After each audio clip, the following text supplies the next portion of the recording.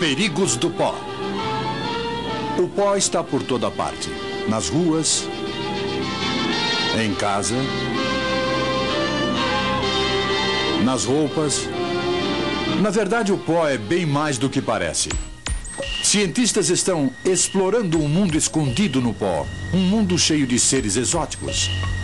Mesmo nessa casa arrumada numa rua de Washington. Por fora parece tranquila, mas não se engane. O pó que está dentro desta casa esconde uma variedade de estranhas criaturas que vêm de lugares inimagináveis. Como chefe de pesquisa e desenvolvimento de saúde, Armin Klobbs conhece algumas coisas sobre o pó. Acreditamos que nossas casas são como castelos, mas pesquisas mostram que partículas de pó voando lá fora podem entrar em nossa casa como se não houvesse portas, janelas ou vidros. Elas simplesmente entram e juntam-se a bolas de pó que porventura estão debaixo de uma cama. Algumas podem vir de tão longe quanto de uma tempestade de areia do Saara. Ou até mesmo de uma erupção vulcânica que expeliu cinza na atmosfera. A cinza pousa como pó, e você e sua família irão respirá-la diariamente. Na verdade, nós inspiramos uma média de 10 colheres de sopa de pó por ano, que para a maioria das pessoas não causa nenhum problema. O que pode ser um problema são as plantas e animais microscópicos que se escondem no pó das casas. Mofos, bolor, fungos e bactérias que desencadeiam reações em milhões de pessoas. Esses convidados invisíveis são bem conhecidos pela bióloga Harriet Bush, de Harvard. Dividimos nossas casas com uma enorme população microscópica que não podemos ver. Eles vivem no pó, no fundo de panelas. Eles vivem em nossa pele e caem de nosso corpo para o pó. E toda vez que respiramos, inspiramos todas essas partículas de pó. Elas entram pelo nariz, pela garganta e pelos pulmões. O que será que descobriríamos se víssemos quem vive em nossas casas? Em Washington, Penny Moser, uma jornalista científica, resolveu conhecê-los. Tudo começou com uma bola de pó que a deixou curiosa. Há 10 anos eu estava escrevendo uma matéria para uma revista e estava tendo algumas dificuldades. Então, para me distrair, resolvi tirar o pó de uma estante. Quando de repente aquilo estava nas minhas mãos, me perguntei: o que é isso? Penny levou sua amostra ao laboratório. E ela descobriu que dentro de uma simples bola de pó há uma floresta com centenas de espécies exóticas. Podemos ver bactérias, podemos ver o mofo se formando, podemos ver pedaços de insetos, podemos ver fezes de insetos. Essas coisas podem causar problemas para nós, se inspiradas em grande quantidade. Desde a primeira exploração de Penny Moser, os cientistas descobriram muito mais sobre os perigos escondidos no pó de nossas casas. Existem 2 tipos de elementos no pó que podem ser considerados nocivos.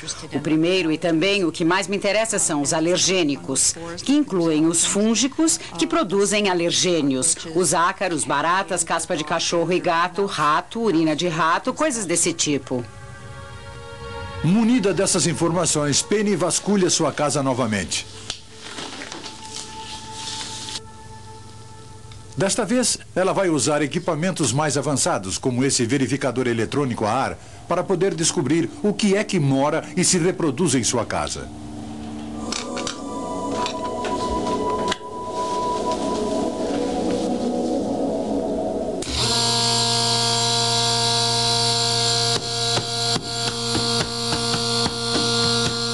Este é um equipamento para amostragem bastante potente.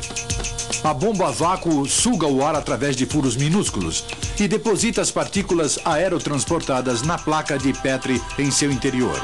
Depois de cultivado no laboratório, Penny saberá com maior precisão o que ela inspira enquanto dorme.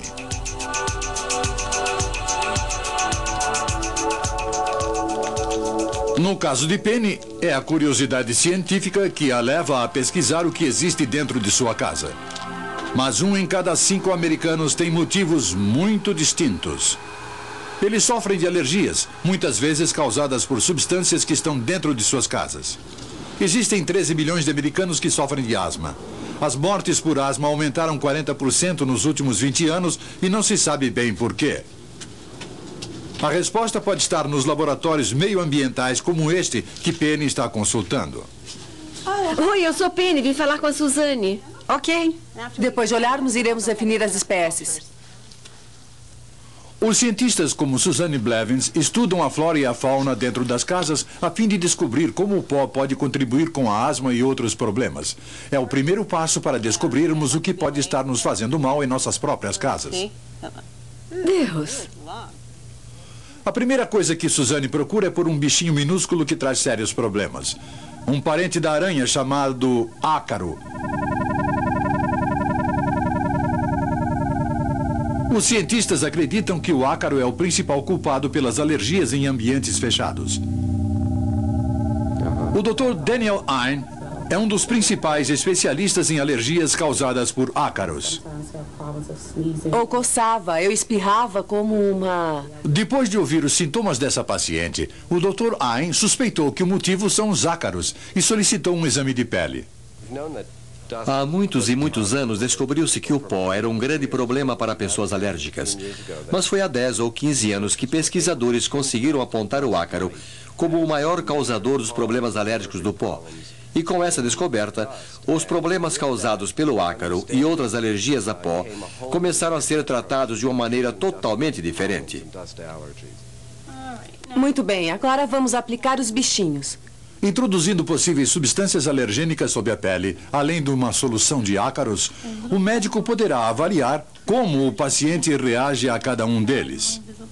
Um microscópio que você vai ver irá desanimá-la só de pensar em ir para a cama à noite. Demora apenas 15 minutos para descobrir. Claro. 15 minutos. Volto antes de você...